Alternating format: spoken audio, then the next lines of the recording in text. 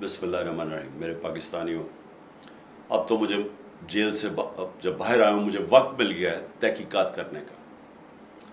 तो मुझे अब ये एक मुनज़्ज़म साजिश नज़र आई है जिसके तहत जलाई गई हैं गवर्नमेंट बिल्डिंग्स, ये कोर कमांडर का घर जलाया गया है।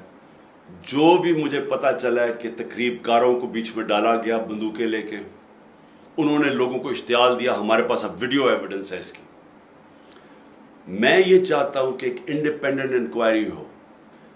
कभी भी जज फैसला नहीं करता जब तक वो दोनों तरफ ना सुने।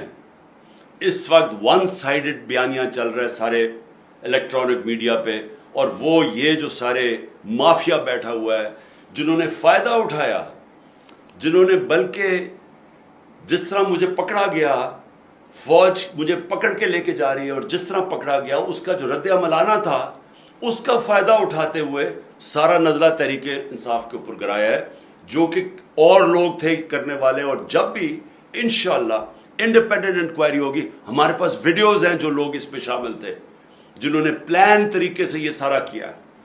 जिस पार्टी ने 27 साल कभी किसी किस्म का इंतशार नहीं किया, जिस पार्टी ने जब उसके चेयरमैन को गोलियां लगती है कत्ल करने के लिए, तब भी हमने तो कोई तोड़ फोड़ नहीं की, कोई जलाओ घराव नहीं किया। जबकि मैंने एक इंटेलिजेंस ऑफिसर का नाम भी दिया तब तो कुछ नहीं हुआ। तो ये अब एकदम क्या हुआ? ये एक प्लान है, प्लान था पहले से, लंदन प्लान। तहरीक इंसाफ को बैन करना है, इमरान खान को जेल में डालना है, इनके लोगों को हरासा करके जेलों में डालना है, खौफ ज़दा करना है ताकि कोई निकले ना। ये है प्लान। लेकिन जो भी ये कर रहे हैं, आपको ना तारीख का पता है, ना आपको सियासत का पता है, ना आपको पता है कि ईस्ट पाकिस्तान में हुआ क्या, क्योंकि मुझे याद है क्या हुआ। कैसे यही कोशिश की गई सबसे बड़ी जमात से और मुल्क को तबाही की, मुल्क को तोड़वा दिया गया। आज उससे भी ख़तरनाक कोशिश की जा रही है। तो मैं सारी अपनी कौम को कहता हूँ कि इस साजिश को आपने शिकस्त देनी है। पुरअमन एहतजाज करना आपका आईनी हक है। हम भेड़ बकरियां नहीं हैं।